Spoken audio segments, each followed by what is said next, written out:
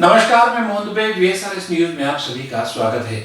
आइए नजर डालते हैं देश और दुनिया की तमाम टॉप 10 खबरों पर। उत्तर प्रदेश में अगले साल होने वाले विधानसभा चुनाव को लेकर संघ फिक्रमंद है। इसी को लेकर संघ ने एक मीटिंग की। इसमें प्रधानमंत्री नरेंद्र मोदी, गृह मंत्री अमित शाह और भाजपा के राष्ट्रीय अध्यक्ष JP नड्डा भी शामिल हुए। बैठक में उत्तर प्रदेश में कोरोना के प्रभाव और इसके चुनाव पर होने वाले असर को लेकर चर्चा की गई।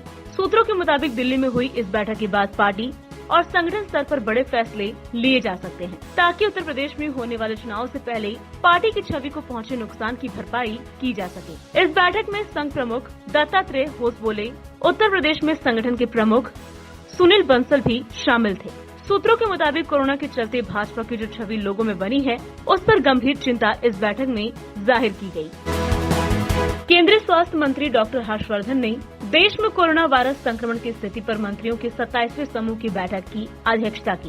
इस दौरान उन्होंने कोविड के अलावा ब्लैक फंगस पर भी चर्चा की। स्वास्थ्य मंत्री ने बैठक में जानकारी दी, अब तक 18 राज्यों, केंद्र शासित प्रदेशों में म्यूकोरमाइकोसिस के 5,424 मामले सामने आए हैं। 5,424 मामलों में से 4,556 रोगी कोविड-19 से संक्रमित थे। 55% रोगियों को मधुमेह था। स्वास्थ्य मंत्री ने बताया कि सबसे ज्यादा मामले गुजरात में 2,165, महाराष्ट्र में 1,188, उत्तर प्रदेश में 663, मध्य प्रदेश में 519, हरियाणा में 339, आंध्र प्रदेश में 248 मामले दर्ज किए गए हैं। केरल में आज से 15वीं विधानसभा का पहला सत्र शुरू हो गया। प्रोटेम स्पीकर बने कुन्नामंगलम के विधायक PT रहीम ने नए विधायकों को शपथ दिलाई है। विधानसभा में नए अध्यक्ष का चयन 25 मई को किया जाएगा। वहीं 28 मई को राज्यपाल आरिफ मोहम्मद खान सरकार की नीतियों के बारे में विस्तार से बताएंगे। केरल में मुख्यमंत्री पिनराई विजयन के नेतृत्व वाली सरकार के गठन के 3 दिन बाद आज से 15वीं विधानसभा का पहला सत्र शुरू हो गया। इस सत्र का आयोजन कोविड-19 नियमों को ध्यान में रखकर किया जा रहा है। पहली बार चुनाव जीतकर विधानसभा पहुंचे नए विधायकों को शपथ दिलाई गई। हाल ही में प्रोटेम स्पीकर बने कुन्नामंगलम के विधायक PT रहीम ने नए विधायकों को शपथ दिलाई। विधानसभा में नए अध्यक्ष के लिए 25 मई को चुनाव होगा। भारत मौसम विज्ञान विभाग ने कहा कि बंगाल की खाड़ी में बना कम दबाव का क्षेत्र अब दबाव वाले क्षेत्र में बदल गया है और वह बहुत गंभीर चक्रवाती तूफान के रूप में 26 मई को पश्चिम बंगाल तथा ओडिशा तटों को पार करेगा। उसने कहा कि दबाव वाले क्षेत्र के सोमवार तक चक्रवाती तूफान यास में बदलने की संभावना है। IMD के चक्रवात चेतावनी प्रभाग ने कहा, दबाव वाले क्षेत्र के उत्तर उत्तर पश्चिम की ओर बढ़ने तथा 24 मई की सुबह तक चक्रवाती तूफान तथा इसके अगले 24 घंटों के दौरान बहुत गंभीर चक्रवाती तूफान में बदलने की संभावना है। यह उत्तर उत्तर पश्चिम की ओर बढ़ता रहेगा और मजबूत होगा तथा 26 मई की सुबह तक पश्चिम बंगाल और उत्तर ओडिशा तटों के समीप उत्तर पश्चिम बंगाल की खाड़ी पहुंचेगा। कोरोना महामारी से लड़ने के लिए देश भर के गुरुद्वारों ने अपने दरवाजे पीड़ितों के लिए खोल दिए हैं। कहीं ऑक्सीजन का लंगर लगाया जा रहा है तो कहीं कोविड केयर सेंटर खोले जा रहे हैं।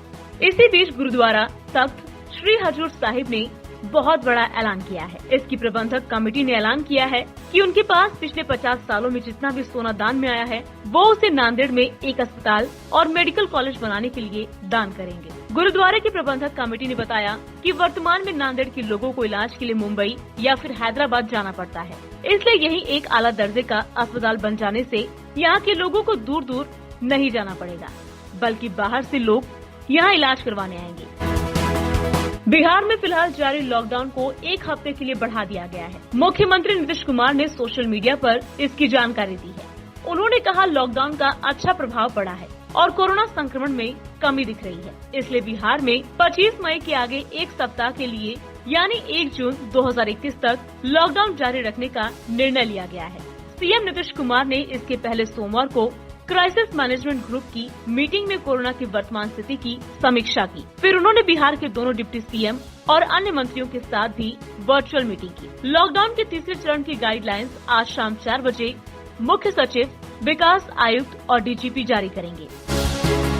प्रयागराज में गंगा की रेती में दफनाए गए शवों से गंगा जल में क्या दुष्प्रभाव पड़ रहा है, इसकी जाँच भारतीय विश्व विज्ञान संस्थान करेगा। संस्थान के वैज्ञानिकों की टीमें कानपुर और वाराणसी भी जाएंगी और गंगा से सैंपल एकत्र करेंगी। इस काम में council of scientific and industrial research और इंडियन इंस्टीट्यूट एंड टेक्नोलॉजी के वैज्ञानिक भी सहयोग करेंगे। गंगा घाटों पर एकत्र किए गए सैंपल को वैज्ञानिकों की टीम लखनऊ स्थित भारतीय विश्व विज्ञान संस्थान में लेकर जाएगी और जांच करेगी। पानी की जांच में देखा जाएगा कि गंगा के कगार और रेत में दफनाए गए शवों का पानी पर क्या दुष्प्रभाव पड़ रहा है। टीम ये रिपोर्ट प्रदेश सरकार, केंद्र सरकार और पर्यावरण मंत्रालय को भी सौंपेगी। 1 साल पहले टिड्डियों के दल ने उत्तर प्रदेश के कुछ हिस्सों में हमला बोला था। अब 1 साल के बाद फिर से टिड्डियों के दल उत्तर प्रदेश के पड़ोसी राज्य राजस्थान पहुंच गए हैं। टिड्डियों के झुंड को देखते हुए उत्तर प्रदेश में कृषि विभाग ने अलर्ट जारी किया है और किसानों को खतरे के प्रति सतर्क रहने के लिए कहा गया है। टिड्डियों का यह दल किसी भी खेत में एक साथ उतरता है और कुछ ही समय में पूरी फसल चट कर जाता है। कृषि विभाग उन कीड़ों को मारने के लिए रसायनों के छिड़काव के लिए भी कमर कस रहा है। राजस्थान के जैसलमेर जिले में झुंड देखे जाने के तुरंत बाद सभी जिला कृषि अधिकारियों को निर्देश जारी किए गए। अधिकारियों ने कहा कि टिड्डियों के दल की मई के अंत तक यूपी पहुंचने की संभावना है। भोजन की तलाश में इस महीने की शुरुआत में पाकिस्तान से लाखों टिड्डियां राजस्थान आ गई हैं। राजस्थान के जैसलमेर जिले में टिड्डियों के झुंड देखे गए हैं। उनके बहुत जल्द आगरा में प्रवेश करने की संभावना है। शिवसेना के मुखपत्र सामना के संपादकीय में महाराष्ट्र के राज्यपाल भगत सिंह कोश्यारी के खिलाफ जमकर हमला बोला है। एमएलसी के लिए सरकार द्वारा दिए गए 12 नामों पर 6 महीने बाद भी निर्णय न लेने की वजह से ठाकरे और राज्यपाल में ठनी हुई है। इस बात पर शिवसेना ने लिखा है कि वरिष्ठों का व मेहमानों का सम्मान करना महाराष्ट्र की परंपरा है। अच्छों के लिए हम सब कुछ समर्पित कर सकते हैं, लेकिन नालायकों के लिए सिर पर डंडा भी मारते हैं। ये भी हमारे संत सज्जन हमसे कह कर गए हैं। राज्यपाल को करने के लिए कई काम है।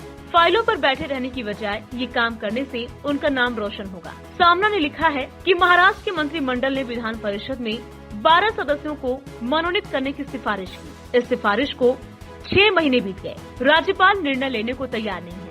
इस पर बॉम्बे हाई कोर्ट ने राज्यपाल से सवाल पूछा है। विधान परिषद में 12 मनोनीत सदस्यों की समस्या अब उच्च न्यायालय पहुंच गई है। महाराष्ट्र का मंत्रिमंडल बहुमत से निर्णय लेकर एक फाइल राज्यपाल के पास भेजता है। वह राज्यपाल 6 महीने उस पर निर्णय नहीं लेते हैं। इसे मंद गति कहा जाए या कुछ और। लॉकडाउन की वजह से लगातार 11 दिन की बंदी के बाद एशिया की सबसे बड़ी प्याज मंडी को एक बार फिर खोल दिया गया है। इससे प्याज उत्पादक किसानों ने राहत की सांस ली है। ये मंडी नासिक जिले के लासल गांव में स्थित है। इसे अप्रैल से 2 बार बंद किया जा चुका था। इससे किसानों को प्याज बेचने में प्रति क्विंटल 400 से 500 रुपए का नुकसान हो रहा था, क्योंकि सीधे किसानों के घर से प्याज खरीदने की वजह से व्यापारी उचित दाम नहीं दे रहे थे। इसलिए किसान बंद मंडियों को खोलने की मांग कर रहे थे। मंडी खुलने के बाद सोमवार को पहले दिन 1300 रुपए प्रति क्विंटल का मॉडल प्राइस रहा।